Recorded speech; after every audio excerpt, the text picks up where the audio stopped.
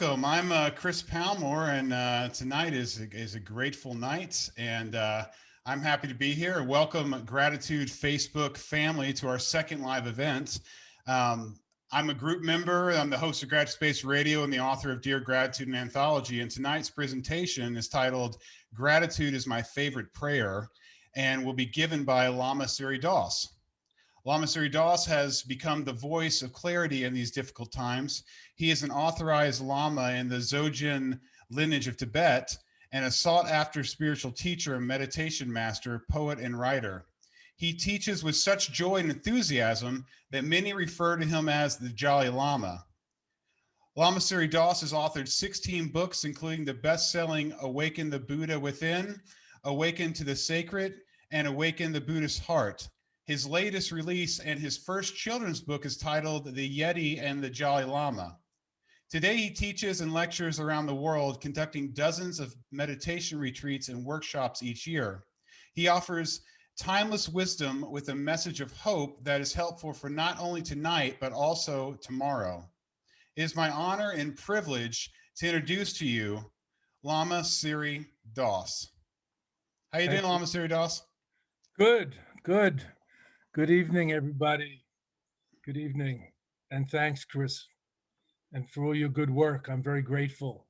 And gratitude is very important. Gratitude is my favorite prayer. Gratitude is the heart of prayer. As Brother David Standelras, the pioneer in Western Dharma, has said.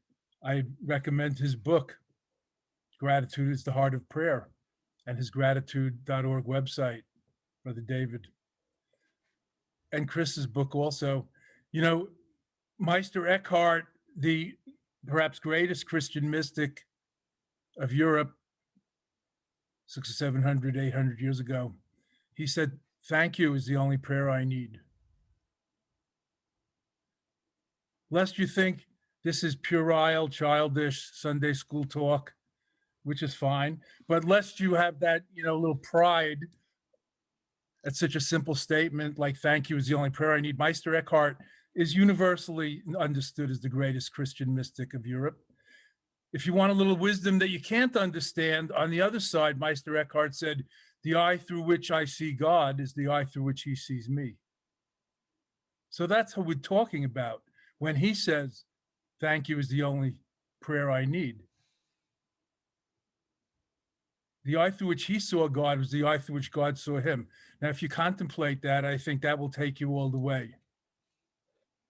If you get hung up on the God word, if you're a Buddhist like I am, the eye through which I see Buddha is the eye through which Buddha sees me. Works just as well. Or the eye through which I see Source, the eye through which I see Holy Power, the eye through which I see the universe is the eye through which the universe sees me. In other words, transparence and oneness. One with that which is transcendent over each of us and all of us, and yet immanent, indwelling in each of us. So I'm extremely grateful that I stumbled. I can hardly speak English anymore. I'm like a rent-a-mouth. I talk so much about these things, usually off the top of my head, or even worse, but I won't mention where it's coming from sometimes. Because you got to take yourself lightly, otherwise life ain't too much fun. So I always say lighten up as well as enlighten up.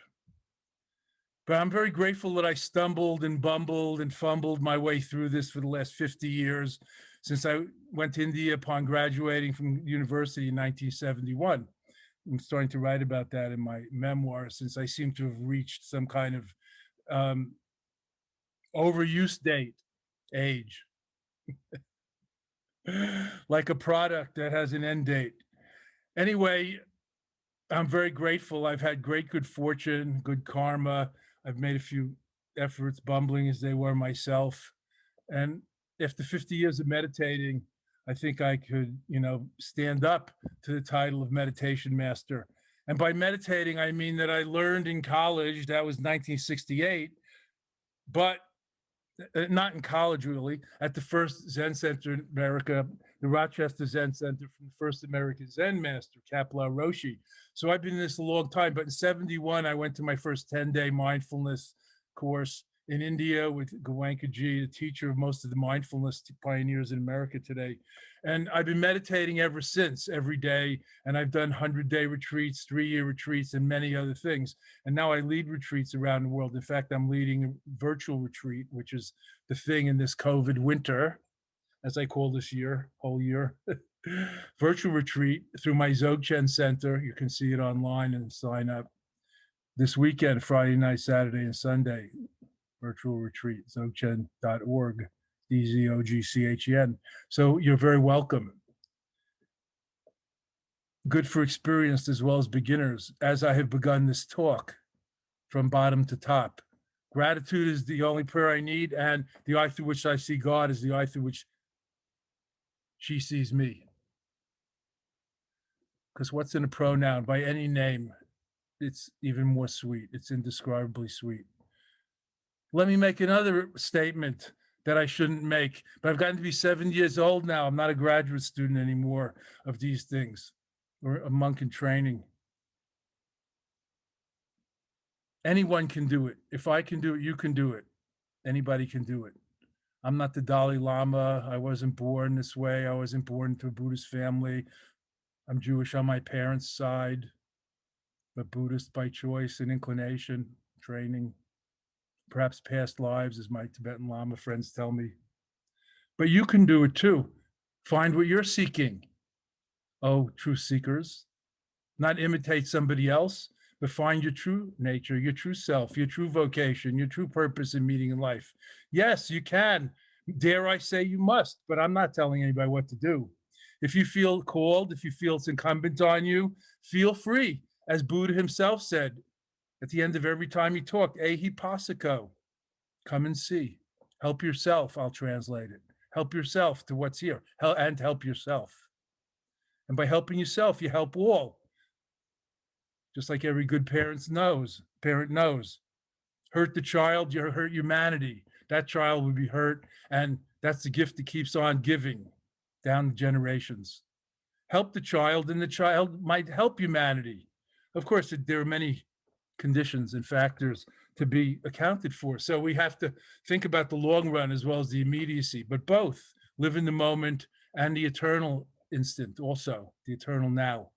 Anyway, I'm extremely grateful that I fell into this treasure trove, into this mine, and I didn't just drown in it. I sometimes felt that I was, or drown in my own doubts and reactions. I am so grateful that I found what I believe we all seek through the very different means that we seek it.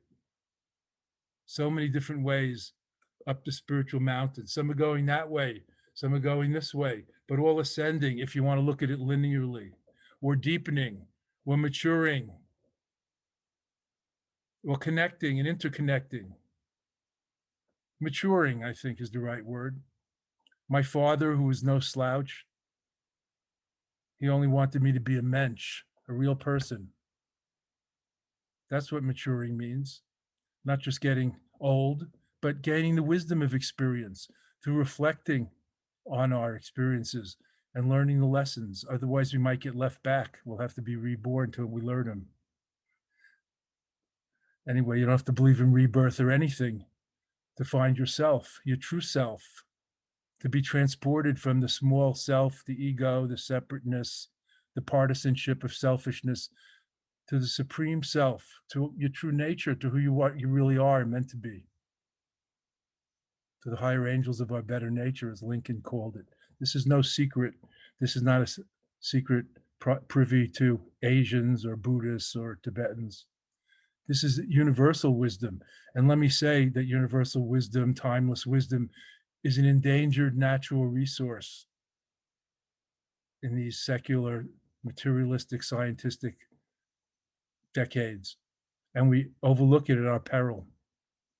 An endangered natural resource, timeless wisdom, we might want to attend to it and pass it on. Service is the rent we pay for living here. In Sanskrit, we call it seva, seva yoga, karma yoga. Service to the highest by serving the lowest. Service is the rent we pay for living here. That is an expression of our appreciation and gratitude for this gift of the present. That's why it's called the present. It's a gift. It's a miracle. God damn it. Wake up. Open your eyes. Open your third ear. Open your heart. Why not? What's the alternative? Closed mindedness, closed mindfulness, as some cartoon has it. I create cartoons also. Closed mindfulness, yes, that's a great alternative. Sure, go ahead. See what that brings us.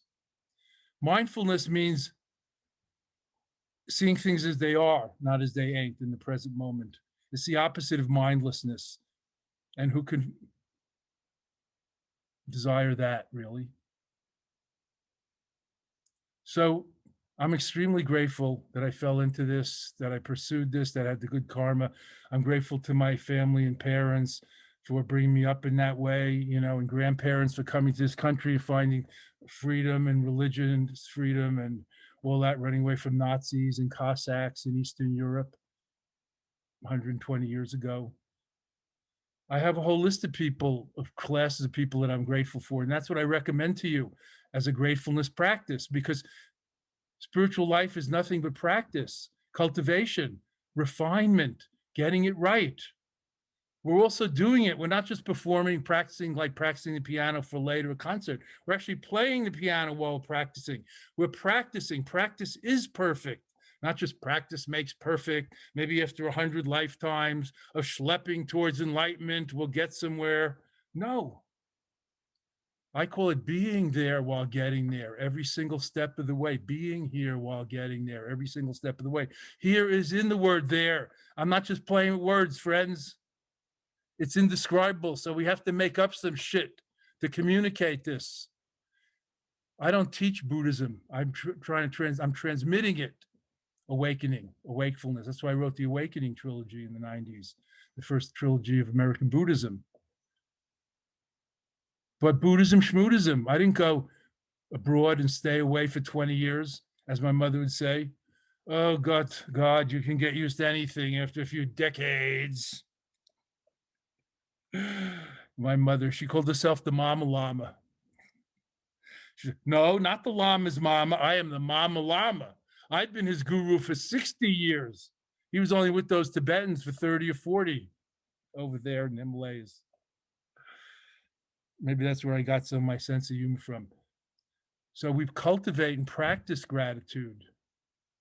We cultivate and practice generosity and sympathetic joy, rejoicing in the joy and successes of others, the antidote to jealousy and covetousness. We practice thinking about our benefactors, those who have helped us. I remember my first teacher, who was one of my college professors, who lit my lamp of writing and creativity and finding myself. I remember my parents now in a different light, now that I have, kids and grandkids and grandnieces and nephews and things like that, and empathize with them a lot more. So I request you also consider those who introduced you to the world and brought you into the world, whether it's parents or even if you're an orphan, probably somebody helped raise you, somebody showed you how to tie your shoes, somebody fed you when you were a baby, when you were a child, people educated you. There's so much to be grateful for. I'm going to insist tonight, and I'm no mathematician. That's my brother's gig. I try to see the 3/4 of the glass that's full, not the half that's empty. And it works for me. You decide. You decide.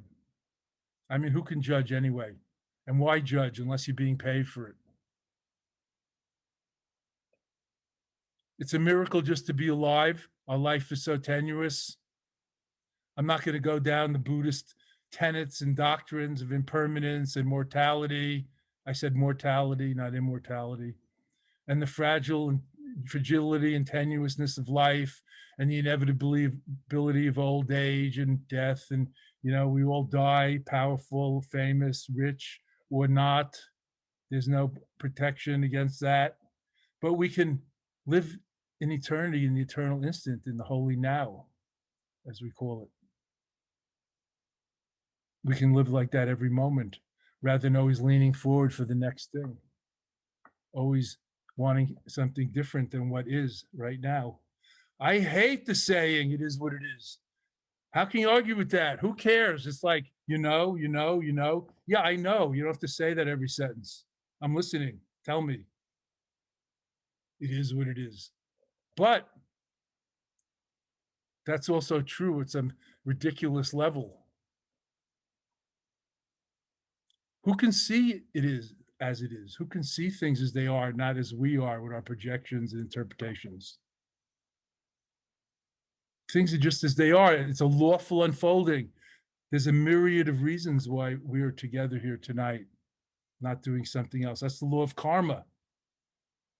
But you should check it out. I'm not the answer man. I'm more like the question man. My own Lama, Kalu Rinpoche, who I lived with in Darjeeling in the 70s, the great Indo meditation master of Tibetan Buddhism, he said, he nicknamed me the ocean of questions. Of course, he didn't speak English. I had to learn Tibetan to study with those ancient lamas that came from Tibet in the 70s, 80s, 90s. He nicknamed me the ocean of questions. So Triwa Gamso in Tibetan. So I said once, Rinpoche, you have so many important students and things to do, and the refugee camps you're taking care of, and the orphans, and the infirmary you're building, and this and that. You really have time for all these questions? And he said, ask all your questions, then get to the bottom of it, sort of. I'm translating loosely. Then you too will know. That's the promise. That's the premise. This is not a faith. This is a way of life. This is a way to discover and uncover and recover everything. Recover your true self, your true nature. Not original sin. That's second. The Garden of Eden is first, is primordial. Let's get back home to the beginning right now, to the Big Bang. Original goodness underneath it all, the inner child, the little Buddha, the baby Krishna, the baby Jesus. It's imaged everywhere in the world religions and elsewhere. Basic sanity, Chogyam Trungpa Rinpoche, the Buddhist pioneer in Colorado, called it. Founder of Shambhala training in Naropa. Basic sanity, the Buddha nature, not Buddhist, but the wholeness, the completeness, what we call in Tibetan Dzogchen, the innate great perfection, not perfect versus imperfect, but already complete as it is. Self-acceptance, self-compassion, not always thinking, what about me? Like a teenager. No one understands me. No one in the world has ever been so misunderstood. Then it becomes, no one in the world has ever been so in love as we are. I'm going to marry the next door neighbor. We're 14. Okay. Sure. We'll see. We're 14. What do you mean we'll see? Okay. Nobody's ever loved like you've loved. I've heard that before, but I'm not going to tell you. Why disappoint you? You'll find out. And there's so many levels to love, from puppy love and infatuation, to parental love and to love of God and divine unconditional love and human love and lusting love. Was I in lust or in love? Hard to tell. But love is not our subject tonight, although really it's the only subject. I'm grateful for that. It has many facets. Gratitude is one of them. And each facet contains the whole, like a hologram. So I encourage you, friends, to consider those who have been your benefactors, who have helped you introduce you to the world, get on with life, or mentors or siblings, or whoever taught you. Like, I still remember my mother, who was a teacher, teaching me to read. But I was 4, I could read any word. I didn't necessarily know what it means, but I remember the moment I thought, I can read any word. Wow. Like, the world is my oyster. I didn't have that saying, but like, I saw the adults, how they were doing things and finding out things in the newspapers and the telephone book and the encyclopedias. And, I wasn't even in school yet. I was like, wow. So whatever issues a Jewish guy from Brooklyn might have with his Jewish mother and father, that's the miracle mother that I like to remember. She taught me to read. She did this. She did that. She taught me to drive a car after school. I didn't even have a learner's permit. We were driving around some parking lot, getting a head start on things. There's so much to be grateful for, and not just to rerun again and again the narrative of my miserable childhood and, oh, who did what to me? Oh, what about me? Let's transform the narrative, friends. We each have that power. Click your heels, Dorothy. You have the power. The wizard ain't a wizard. It's just a guy behind the screen, just wants to get home like everybody else. You have the power, Dorothy. Click your ruby red shoes. Each of us is Dorothy. That's the meaning of that archetypal journey back home. My late dear friend, and we were in the same ashram together in India, Baba Ram Dass. By the way, he has a new book out, even though he's dead, called Being Ram Dass, that he wrote in his last years with a co-writer. I recommend it. It's a wonderful spiritual journey, biography, autobiography. Being Ram Dass is called. He always used to say, we're walking each other home. You know, let's come home to ourselves and to each other. In other words, family, source, Garden of Eden, here now. I mean, there's 1,000 interpretations. Love, the joy path, as Joseph Campbell called it. Follow your bliss, the joy path, home. That's the hero's journey. That's the Grail quest, not to find the cup Jesus drank out of, to find what Jesus drank and drink it. The water of eternal life in that language. And in Tibetan, we call it the snow lion's milk, the elixir of crazy wisdom, which ain't crazy, it's wise. It's beyond the mind. So I'm extremely grateful for all this. And, you know, to have found it in the last place that we look, inside oneself, that's the greatest miracle and gift of all. That's why we're talking about this, coming home to oneself and being grateful, and, you know, for what we are and what we have and what we've been given this life. Is there anybody here with us tonight who created their life themselves? Now you might say, oh, I'm a self-made person. My pronoun is, you know, well, that's great. But you created yourself in the womb, and you created and fed and nurtured your infancy and your childhood before you can even remember. I have my doubts. So we're so interconnected. You know, teenage independence ain't enough. We got to move from dependence to independence to interdependence, to have autonomy within interdependence, autonomy within interdependence, to realize our agency, our freedom, inherent freedom. That's the miracle. That's what I'm grateful for, that we can liberate ourselves, that we can free ourselves of our mind-forged manacles. Everybody says they want to get out of their rut, but who's ready to get out, willing to get out, and able to get out and stay out? Most prisoners are recidivists. They end up back in jail. Who's ready to get out of the rut and face the unknown? It's challenging to transform ourselves and our lives. So I practice gratitude. It's an important part of our Tibetan Buddhist tradition. Grateful to those who made us, those who brought us up. Again, benefactors, parents, you know, you can go through the whole list, and I think you should, if you want to, cultivate gratitude. And also grateful for, you know, like every culture has gratitude prayers for meals, but not everybody knows how to practice the steep gratitude that the theistic mystics, and to put it more in English, the Christians and Jews, to us white people. You know, we should include Islam today in the Western religions, but just bear with me. The practice of saying thank you for whatever comes. That is a steep, awesome practice. Now, you want to talk about the challenge of gratitude. It's easy to say, oh, thank you at Thanksgiving. It's a little more challenging, but not that hard when somebody says, let's go, as the people do some of my family tables at Thanksgiving, when there's a big bunch of, you know, mostly loving people, mostly relative, you know, often relatives, friends, and even a few unknowns sometimes trickle in.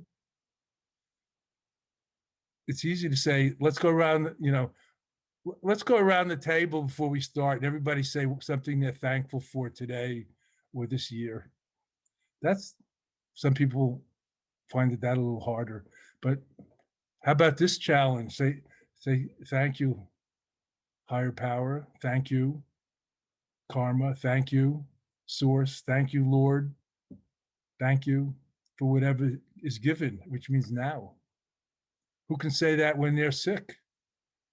I had my second vaccination shot the other day. I was sick. I had like a bad flu on Monday. And I was thinking about this. I'm going to talk about gratitude. Am I, can I be grateful for this being sick right now? Yes. They told me I might get sick. The second shot, Moderna shot, many get sick. I'm so lucky. I got my second shot already. I'm vaccinated.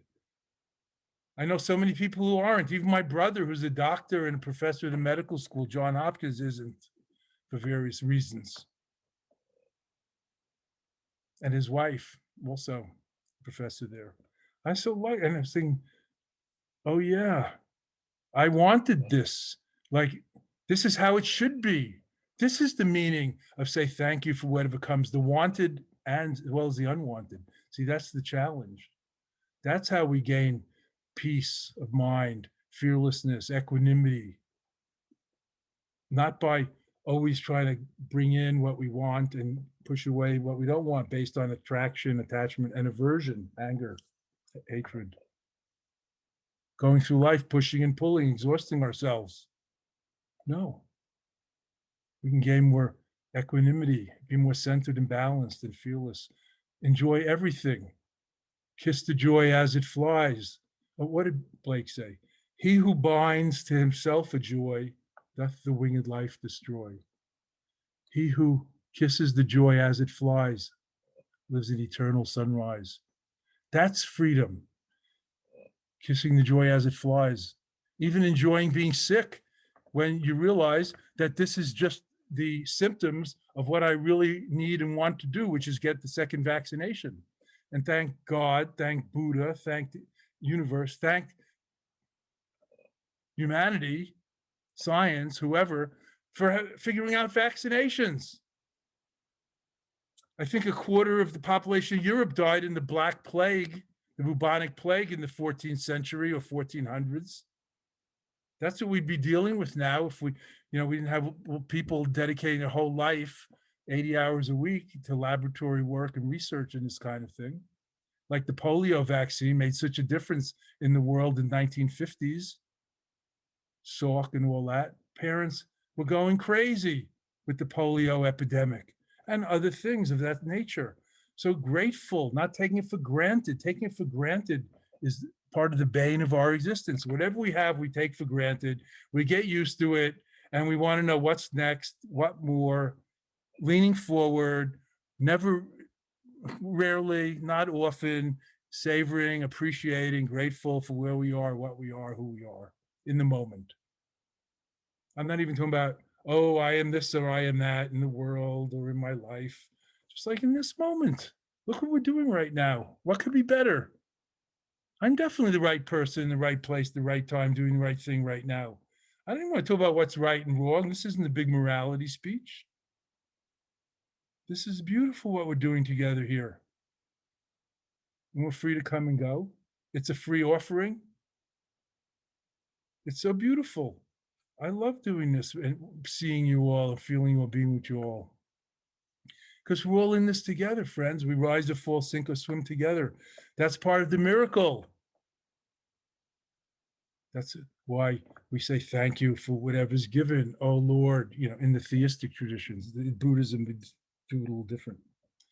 You say thank you for what, everything is the guru's display or play, we say in Hinduism, or even Buddhism. In Tibetan Buddhism, in the Guru Yoga section, just for you dyed-in-the-wool Buddhists, everything is the Buddha's nirmanakaya, or like forms and magical display. So you say, thank you, appreciate it, thank you. Wonderful, magical, dreamlike display, fantastic. We don't need to white it out or change it. Who is up to that, to saying thank you? Higher power. Buddhism, the higher power is the inner power, awareness. It's not like there's nothing bigger or more transcendent than our little ego. There is. It's just not a separate creator God. That's all. There's the Buddha-ness within, the Buddha nature, they call it, Tathagata Garbha in Sanskrit. That's a big deal. That ain't nothing. Buddhism isn't nihilistic, as Pope John the 22nd said in his big book, Crossing the Threshold of Hope. He should know better. He's a theologian and saintly. Buddhism isn't pessimistic or life-denying or nihilistic. It's the middle way. So grateful and also attentive, making efforts to make a better world, a better dream. You know, if your children have a nightmare, you try to wake them up. You don't just say it's just a dream. You take the dream seriously enough, try to wake them up. But if they're shouting tiger, tiger in the dream, you don't go and get your blunderbuss out of your closet. Blunderbuss is an old musket rifle, in case some of you young people don't remember, from like 300 years ago. You don't go and get a rifle to shoot the dream tiger, but you still try to wake the children up. Dream tiger, it's not tiger you're worried about, but the children sweating, crying, tearing at their bedclothes. You know, that's real enough. And if you can't wake them up, you know they'll wake up in the morning and they'll be fine. So that's like the enlightened attitude. We do our best and let go. Whatever happens, happens. We do our best thoroughly and let go. Whatever happens, happens. It says exactly this in the Tao Te Ching by Lao Tzu. This is not proprietary. This is universal truth. It's why we value letting go and non-attachment. And gratitude, not taking things for granted, helps us a lot in that direction. We take so much for granted. Here in the first world, we take for granted. I mean, all you have to do is travel. Well, you can see it in the inner city or anywhere in our own country. There's plenty of poor people and suffering, and also illiteracy and lack of health care and, you know, everything else. But if you go to this third world, like the poor parts of Mexico, or, you know, you go to India or the boat people in Southeast Asia and some parts of Africa and South America, the barrios. I mean, the biggest slum in the world is in Bombay, within sight of the huge, shining international bank buildings of Bombay that have been built recently, is the biggest slum in the world with, guess how many people in it? 16 million. It's a goddamn city. That slum. You could see it in movies like The Slumdog Millionaire and other movies. This is not an obscure fact. All the tourists go and visit that slum. It's a whole city of 16 million within sight of the tallest shining international banking buildings and office buildings in the subcontinent of India.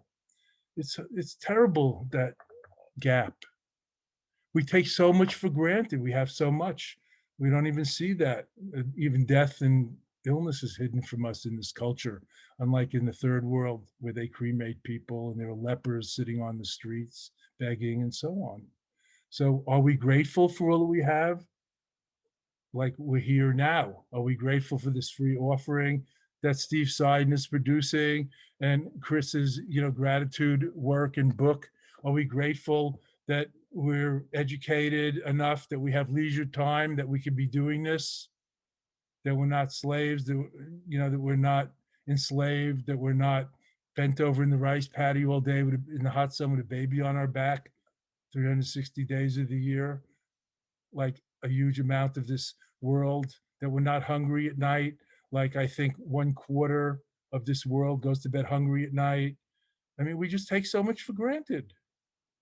We're pissed off here. We feel limited. We can't go and eat in restaurants so easily.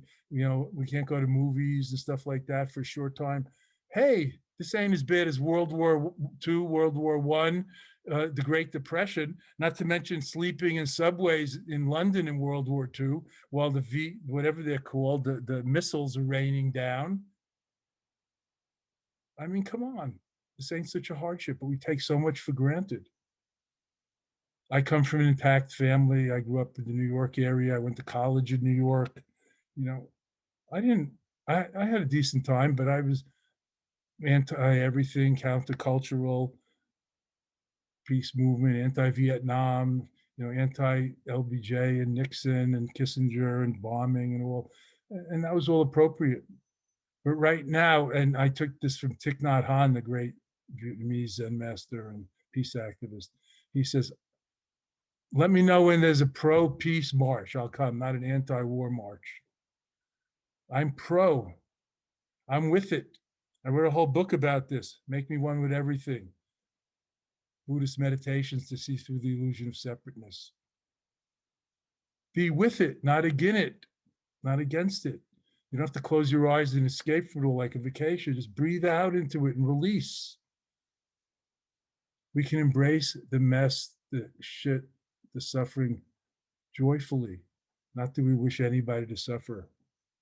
But jump in the river and swim with your mouth open. You can swallow the whole river, I guarantee it, because we are the river. And it's beyond big and small. Anyway, for cultivating gratitude, think about, please, how we have health and wealth, how we have nature. These are all gifts. We didn't create this nature. You might think, oh, I worked hard to build my house, to make my career, to make my family, or whatever we think, to educate myself. I mean, it's good to educate yourself, but nobody since Lincoln has educated themselves, in my view. And even he probably had a little help from his parents giving him the Bible. I don't know, but you know what I'm talking about. He was self-educated by reading the Bible. Most of us have had a hell of a lot more help than that. Come on. And we have faculties. We're not blind. We're not Helen Keller, who had to overcome all that, deaf, mute, blind, to be an ombudsman for all the handicapped. She got married. You can hear her talk on tape. She learned how to talk in a rough way that deaf people can. Fantastic. I bet none of us who are listening to this had to overcome so much. And yet, do we appreciate it? No, we still run that narrative of our miserable childhood, our victim story, whatever. I saw a great book title once, and then I found out it was by a friend of mine, Reverend Wayne. Oh, just went out of my head. And it's called The Benefits of a Miserable Childhood. It's a great book title. I recommend it. But more, I would request you, if you want to cultivate gratitude and be less taking things for granted and entitled, and be more empathic with those who have less, whatever color they are, whatever caste in life, whatever station of life. We talk about a classless society, but we don't have that. The British don't have that. The French don't have that. Don't be fooled. We work towards that. We don't have a caste system, but, there's certain, somebody did a big study to see who succeeded in America, where anybody can become president, in quotes. And the people who succeeded all came from certain zip codes, predominantly from certain zip codes. So it was economically based. The better your zip code, the more likely to succeed. So the advantages that we have that we don't even know. So we could appreciate that. We could think about that, and we could share more with others. Service is the rent we pay for living in these zip codes and in this world, and for being healthy and having health insurance or whatever we have. Now I have Medicare, but still our society doesn't have socialized health insurance. There are millions without it. I'm grateful that we can even know about that. And I think it's incumbent upon us to do something about that. We're the only we're the only first world country not to have socialized medicine, and to have 25 or 50 million people, maybe it's even children, without health benefits. It's dreadful. But I'm grateful that we can talk about it, know about it. The information isn't totally controlled like it was in Russia when I was growing up, with one newspaper, the government newspaper, Pravda, like it was in Nazi Germany, like it is in totalitarian societies where demagogues still rule. I'm not going to go into our recent experiences and fake news and all that, but we can keep our eye on the ball here. We have a certain amount of freedom and freedom of the press, and a pretty good shot at some kind of democracy, at least. We're not serfs under feudal lords who own us. So if we go through a little list every day, every time we pray, we don't even have to. I'm not saying you have to pray to this or pray to that or pray for anything. We can appreciate, we can cultivate the attitude of gratitude. We can elevate our gaze this way and think about those we're most grateful to, those who set us on the good path, those who helped us, and go through your list, like your protectors, those you rely on, your benefactors, your teachers, your mentors, your parents, whoever you're most grateful to. 1, 2, 3, 4. So you feel grateful, not just thinking about it.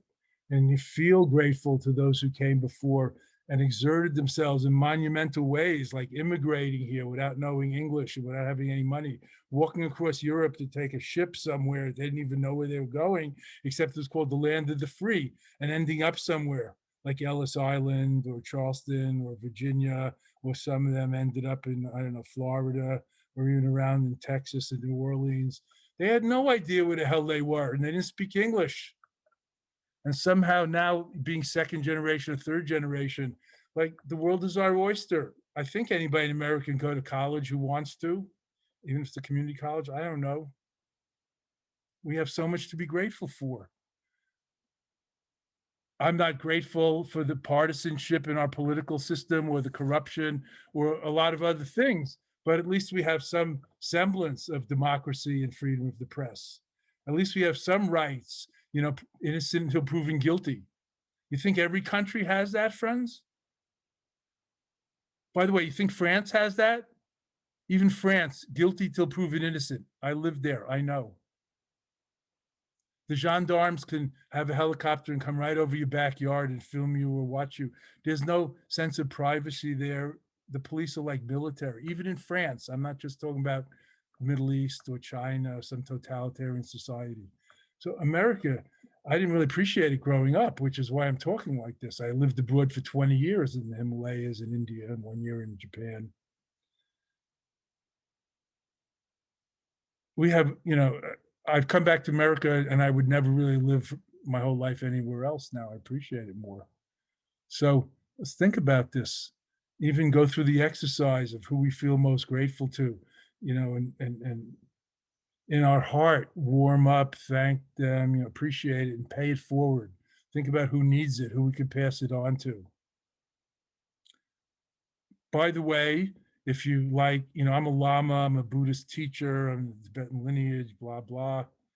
If you think like that, if you like to learn about that, when Buddha was enlightened, historically, I mean, he was a person, not a god or something. He was a person like Jesus who walked this earth, who lived 80 years. He was enlightened when he was 35, sitting under the Bodhi tree in northern India in the wilderness. He taught for 45 years. There's a lot of records, audio records. There's a lot of, records of what he said, which they memorized and wrote down later.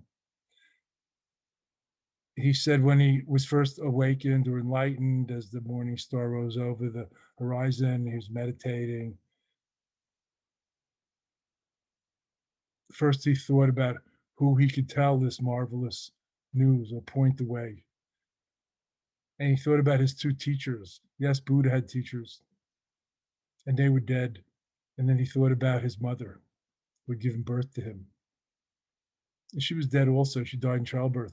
But he somehow managed to go where she was, or teach her spirit and help her get liberated. So that's how you pay people back. Even Buddha, he began by paying it forward, paying it back. That's gratitude. Now, you don't hear that story every day by surfing the net and searching for the word gratitude, I'll tell you.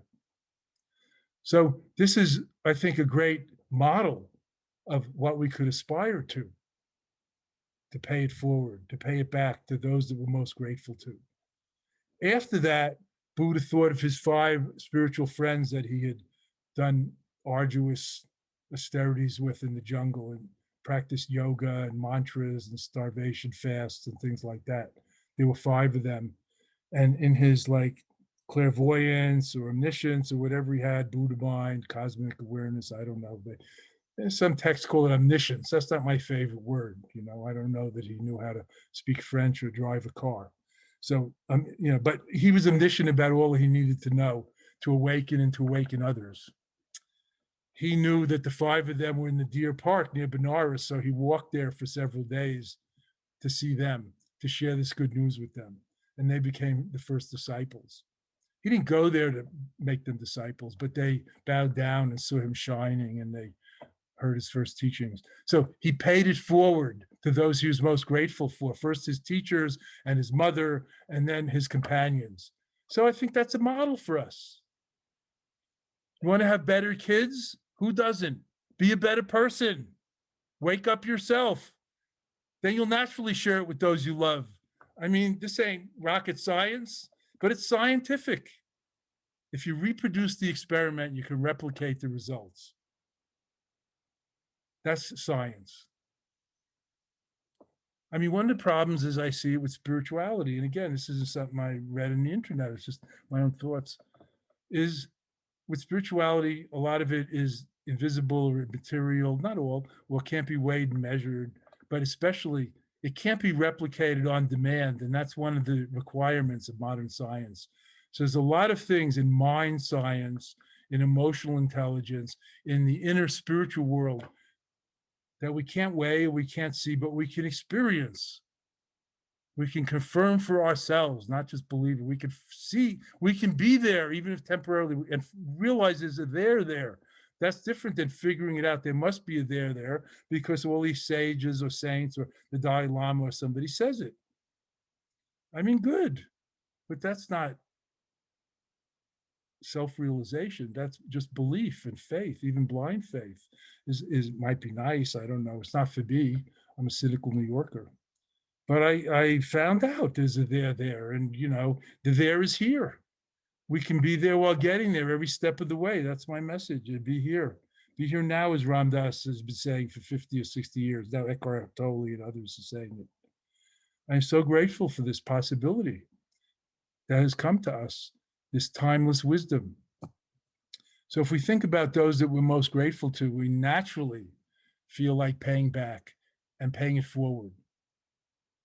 And that's how the wheel turns, the wheel of Dharma, of truth, of love, of reality, just like with parents and children. Parents naturally love and protect their children. I mean, in the best sense, best cases, there are exceptions. But in general, we understand this. And it shouldn't be the children that are taking care of the parents in the beginning. It's the parents should be taking care of children. Otherwise, things get out of whack and develop all kinds of pathologies and neurosis and problems. So paying it forward as we mature to the younger ones, younger in spirit, if not younger in age, through gratitude and appreciation, and not taking it for granted. And I don't take for granted where I've arrived in life. If I die now, I'm a happy man. I never thought that I would find this kind of thing. I mean, I went to college, I tried philosophy and psychology and things like that. It was no thrill, there was nothing there for me. I got into creative things and inner things pretty quick. Of course, it was the psychedelic renaissance also, so that didn't hurt to break me out of, the box. Thus my initials, Lama Surya Das, work it out yourself. Yes, 3 letters. Yes, that's a clue. But that's not the only way to find out that there is a there. And there is here. And we can live there. We don't just have to have an occasional visit on Saturday night or something. And that's very important. If it's not here, it's nowhere, let me assure you. Since it is here, it's everywhere. Whether they say God is everywhere or truth is everywhere, reality is everywhere, it is. But it's hard to measure and produce on demand. Therefore, science doesn't really believe in it.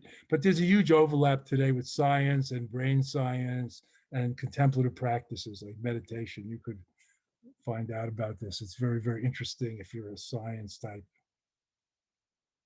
But we don't really, we yogis and meditators and mystics don't really need science to confirm what we know from the inner sciences from 3 or 4 millennia. It's nice to have some modern corroboration for more rational, secular, modern, postmodern people. So rather than lead a guided meditation, I've asked you to think about who is the most generous to you, who you're the most grateful to, even one person or a few. Maybe it's your pet. I'm a dog lover. Maybe it's your pet. Whoever it is, or a few of them, and cultivate the attitude of gratitude and pay it forward.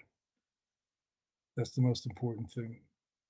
And you really can't pay it forward unless you have something to give, and not just to force or to drop a few coins into a panhandler's hand, but to really give of oneself, give of one's time and energy, lend a shoulder, lend an ear, give materially, or medically, but also lend courage, lend support, be there for others. This is all in what we call in Buddhism the perfection or the Panacean practice of gratitude and generosity. It's a Panacean practice. It could take you all the way. For example, if you give without expecting in return, then it's a transcendent virtue, not just an ordinary good deed. So gratitude is one of these Panacean practices that paying it forward comes naturally out of. So the inner sun of gratitude that warms up our heart towards those we're grateful to, and realizing so many people have been giving us a little, even though a few have given us a lot. And we start to carry that atmosphere with us wherever we go. And then that sun risen in our heart, naturally its rays warm up and shine on everyone. That's what I believe and found to be true. And that's why I love the theistic practice of saying thank you, Lord, or thank you for everything that comes, because it reminds me of my pushing and pulling for things to be different, which is the bane of our existence. This is the cause of dissatisfaction and suffering. Always comparing, always wanting things to be different than they are. And I don't say often, I say always, moment to moment, wishing something was different. Just think about it. It doesn't mean we have to be complacent. There's a big difference between complacence, indifference on one hand, and equanimity, centeredness, spiritual detachment on the other, the bigger perspective. Like, on one hand, there's the polarities of like and dislike. On the other hand, there's love, which is bigger than all. You love your children, even though you might not like what they're doing right now. So we're trying to transport ourselves a little from the small self to the transpersonal being, the divine self, the Buddha-ness. And even grateful that we can do it, even if we don't entirely get there, we still get off. We get excited. We get illumined. We get enthusiastic.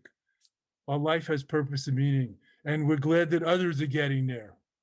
It doesn't matter who gets there. There's no there to get anyway. It's just a way of thinking.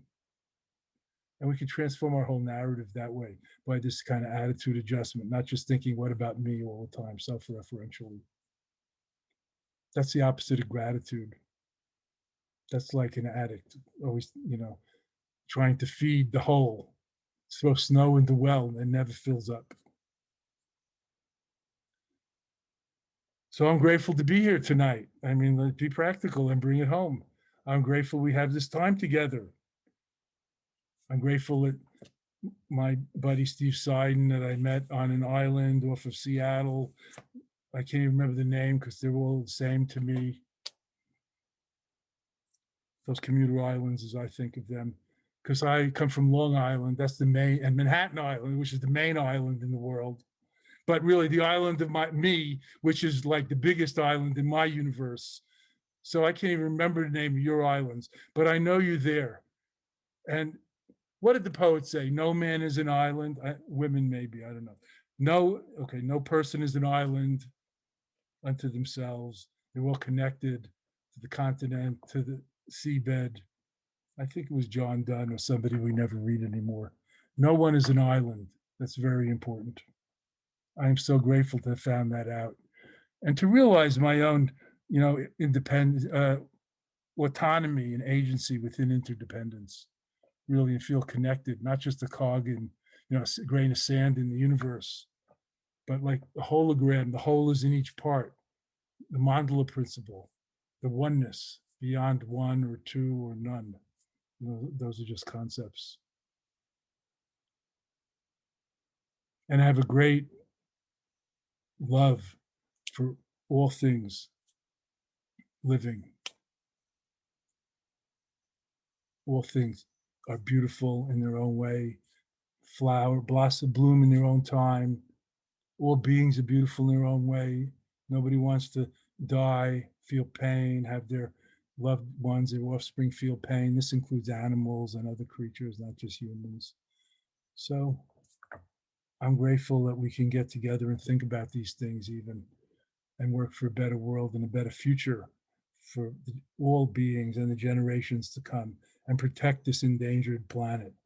We all know what's happening here to the environment also, of which we're part. Nature is growing on this world through us also, even though we're not chloroform plants.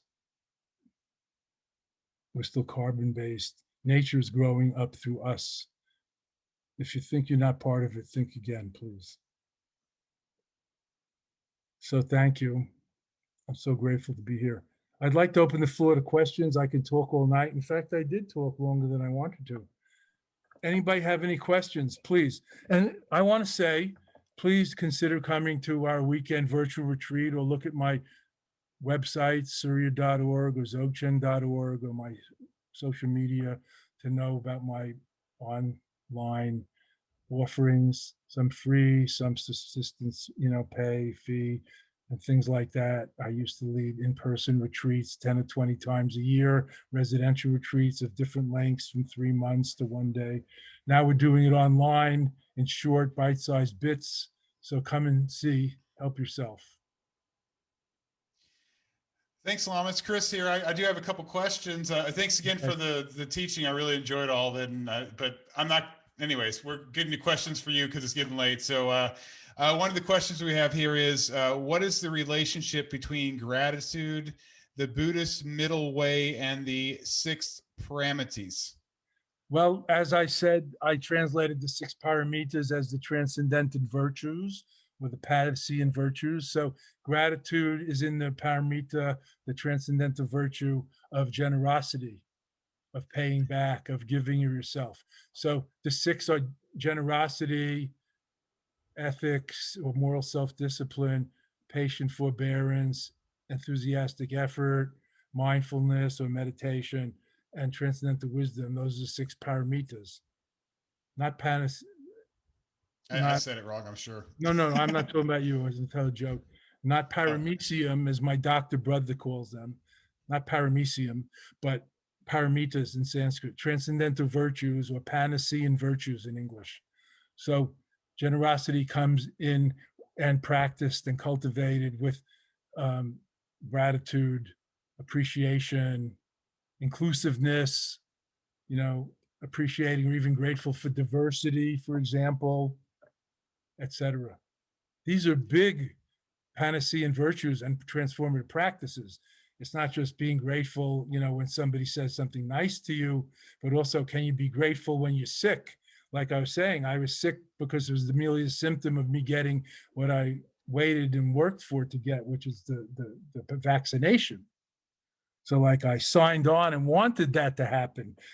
How can I complain about it? Even though like my nature would be to complain about it. Oh, I was sick. I can't do anything today. Why are you calling and asking me for something? This is just neurosis.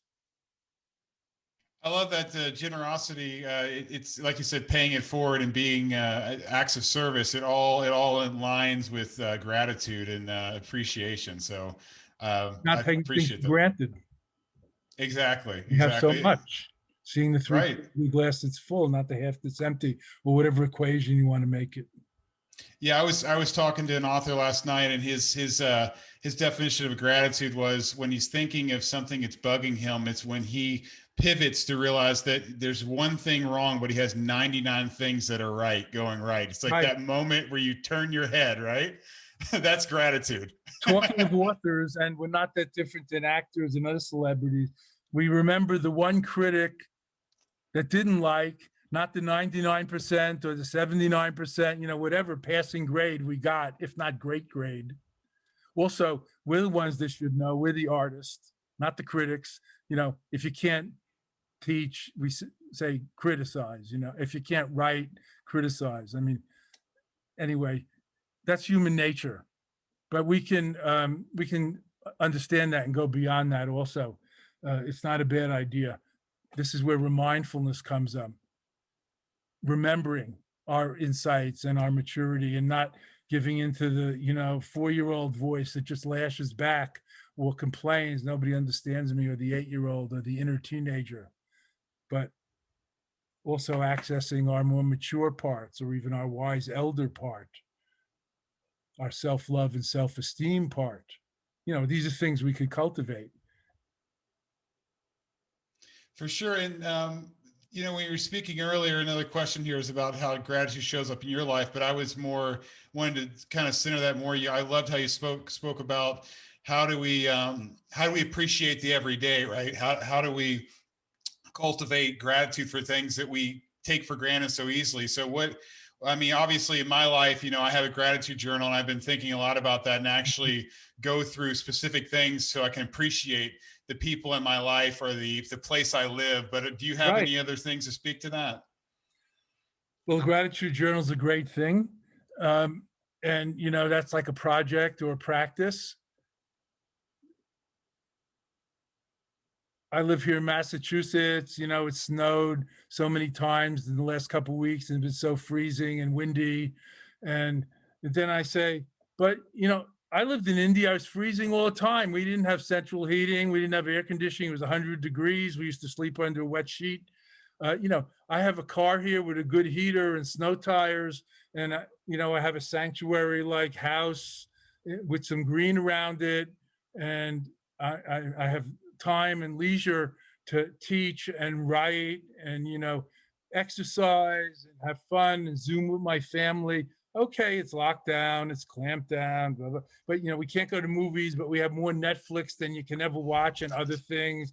I mean, it's a beggar's goddamn banquet. I mean, people come from the other parts of the world, they can't believe what we have, and we're unhappy. Where there's like suicide, there's drug addiction, there's violence in the streets, and all kinds of problems, and a lot of it is self-made, mind forged manacles, not to make light of certain things and diseases and childhood diseases and poverty and inequality, of course, and racism. We have plenty, but we have so much. We have so much. We have so much. I mean, there's still countries in the world where women can't get educated or drive a car, whole regions and countries. We have so much. I know I think about just living in like the first world, like you're saying, and just the magic of the fact that water comes into my house and then I can drink it And hot and water have that. and clean Yeah, water and it's hot and it's clean and it's ever central flowing. heating and air conditioning or whatever. Yeah, Or yeah. screens on the windows. And the roof doesn't leak. I mean, I've lived in all those conditions in the third world, and lived in goat sheds and caves and barns, and I was young. It was great. I mean, I slept in a tree, a hollowed out tree in a rainstorm in the Himalayas. I was grateful for the tree, and I had a flashlight, and I had a canteen. I wasn't pissed. I was like having an experience. I mean, I was lucky. I was lucky. I felt lucky. I was in my teacher's monastery and climbing the mountains, semi-unprepared. But, I was also resourceful because my family stayed together and brought me up that way. So I could be alone at the age of 20 in the Himalayas, seeking gurus and meditation masters and the truth. and I had that resourcefulness. I had that karmic credit in my account to, like, I wasn't going to starve in one day. Right. It goes back to, like you said, taking a village, right? Like Yeah, you being able to get to the Himalayas and like right. It took a all the village people along the way that to allowed get you me to, there. yeah. Yeah, and nobody gave me the money, but money doesn't solve these things. Who No. gave me the confidence and the freedom and the resources? I didn't have big student debt. Somebody paid for me to go to college, stuff like that, so I could sell my college jalopy and get a plane ticket and hitchhike and go across overland to India. It didn't just come. I had some money for my bar mitzvah gifts that my father kept in the bank for me. You know, not everybody Yeah. has that, as No, not at all. even in this country. So let me, one last question. I just have one for myself. You're speaking there. I was wondering when you decided to go to the Himalayas, like when you made the decision to go and you actually went, how much time passed? Uh, that's a good question. I didn't really decide to go. I graduated. My friend got shot and killed at Kent State in a peace Mm. demonstration, 1970. Graduated 71. Flew to London. Hitchhiked across Europe. Thought I would go to Israel or Greece. Ended up in Turkey. All the most interesting people were going east, telling interesting stories about the East. I had learned to meditate and do yoga in college, but I couldn't keep doing it really. The smoke was too thick, the politics, the activity, my hormones, whatever. I was like 19, 20. So I went to India and the Himalayas. There was, excuse me, never one real step. There were turning points, like the shootings at Kent State and other things. And then I realized I had to stop fighting for peace, and that was a contradiction in terms, and like become peace, find inner peace or God or truth or a better way of life.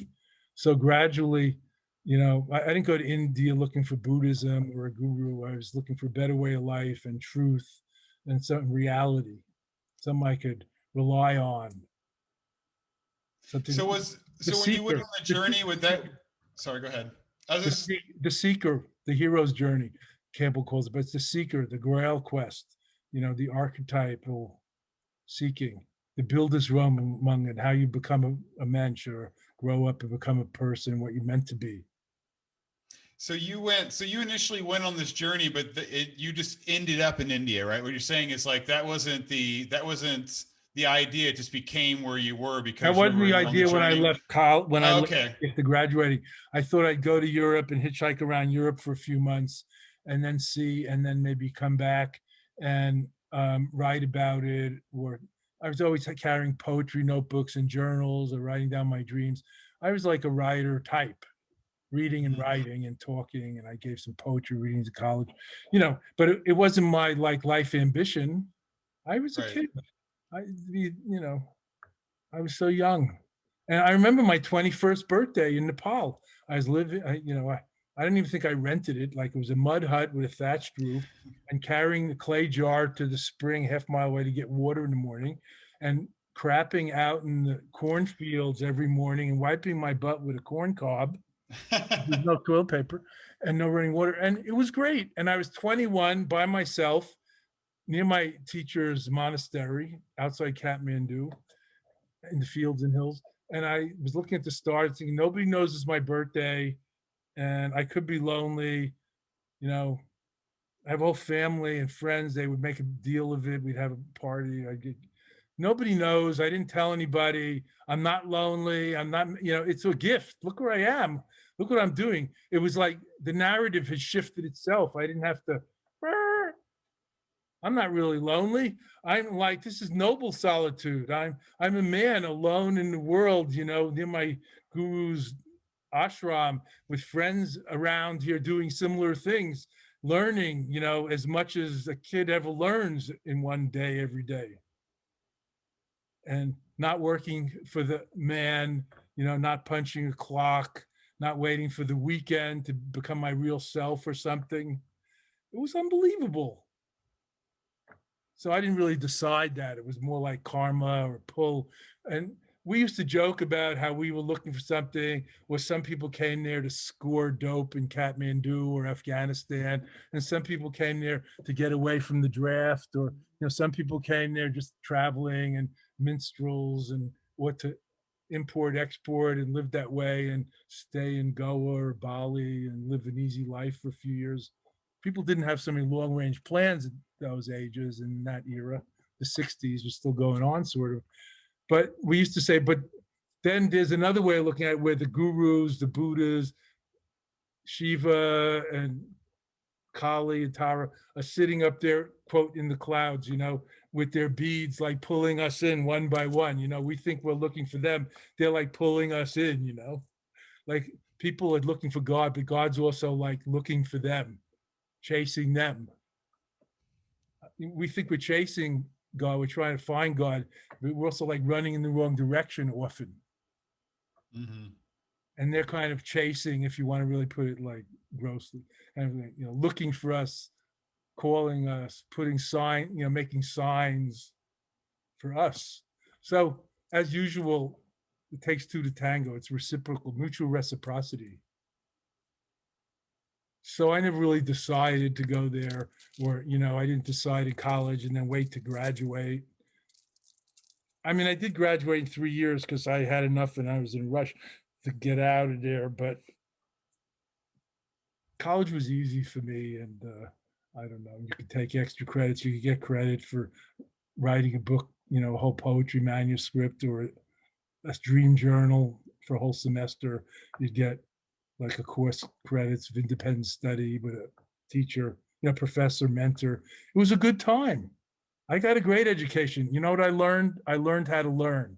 That's the purpose of school. And I've been learning ever since. I'm a lifelong, if I could say, lifelong learner. That's why I love teaching. Teaching and sharing is the best way to learn. And I'm always making notes. I know you think I'm talking off the top of my head, but I jotted down a whole page full of notes and quotes and stories to begin with. And I have 10,000 books. And I have teachers even now, although my old teachers are gone. Some are reincarnated, they say, in Himalayas. I have an American teacher who was a very wise person, elder to me, who was in India when I was there and got enlightened more than any. He's clearer than any American I ever met. So again, it's reciprocal, breathing out and breathing in. I've learned as much from my wife and beautiful friends and lovers who are just as much of a clear mirror to me as my gurus, let's say. In an intimate relationship, when you live with somebody, you love somebody, you can't hide. It's like being with a guru, theoretically. You can't hide. Or a therapist, I don't know, doctor, can I tell you this? Doctor says, well, I don't know. Who else should you tell? I'm your therapist. This is your hour. Say what you want. But you can't, you can make it up, but you can't, you can run, but you can't hide. So intimate relationships are a great mirror to get to know yourself and your own peccadillos and weaknesses and strengths and your own, limitations or hangups. And it's all workable. We're not bad people. It's all workable. And we may all be Buddhas by nature or divine by nature, but we could use a little shining or polishing or tweaking. We could use a little tweak. The wine's already in the bottle, but it gets better year by year. That's what I want to say. Not by shaking it and stirring it and heating it and freezing it. Not by overdoing it.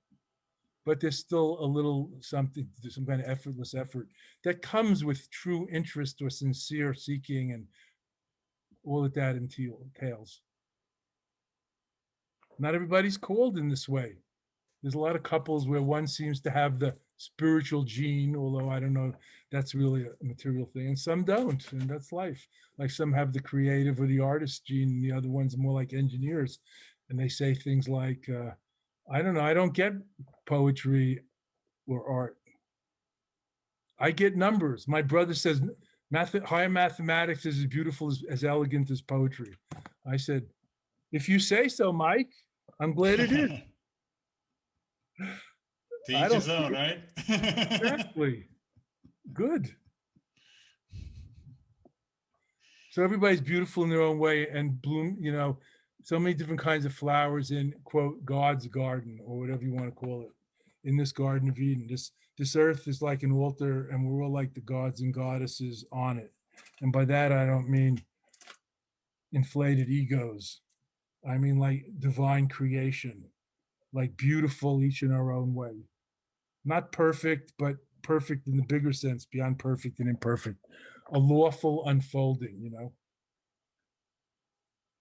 The crown of creation, the crest of the wave of evolution. We're not just surfing on that wave, we are the breaking wave. Like all the ancestors are in us, and everything they wished and aspired to, we have to live out and pay it forward. We all want our next generation to be better than us, have a better life than us, whatever that means. Doesn't necessarily mean be richer. I mean, we've kind of played that out in America in the 50s and 60s, but maybe be more conscious or more evolved or more peaceful, have a century of dialogue and inclusion, not a century of wars like the last century. So many wars, world wars and other wars. So I'm hopeful. I'm a kind of optimistic realist, not pessimistic, but it's a gritty world. There's a lot of misery and suffering and inequality and injustice, and that I can't say that I've accepted that. I mean, I accept that diagnosis, but I want to do something to cure it. There's a difference between complacence and equanimity, because if you have the impetus to act for the good or to help, why inhibit it? That's what you're doing. I mean, when you talk about, generosity and we're all one and, it's the service, those are all the heart and mind of somebody that is about peace and connectability and love. So you definitely, I know you did that for me tonight. So thank you. Thank you. It was nice to talk to you and all that sail with you on the show. Good luck with the show and the series.